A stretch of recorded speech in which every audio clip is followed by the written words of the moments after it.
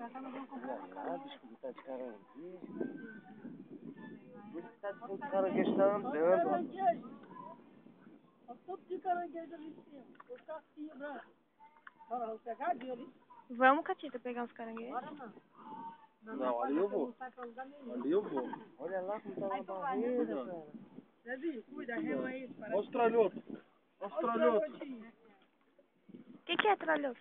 Esse peixe aqui, ó. Vem aqui, ó. Aqui, ó. É, aquele que tá Tá vendo aí, irmão? Ó os olhos pra cima da água. Tá vendo ou não? Não. Olha, Aí, pacamão? pacamãozão. É peixe ali, velho? Não, pô. Ó. Tralhoto. Tá em cima dela, né? Ó o camarão pulando aqui.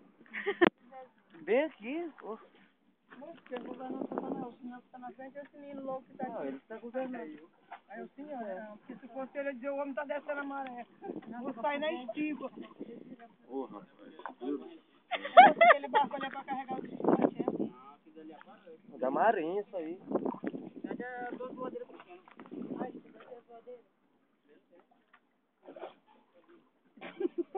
Tá com medo, mano? Porra, bicho. Cara. Isso é bom, filho. Você gosta de ver esse obstáculo. Mãe, que obstáculo o quê, rapaz?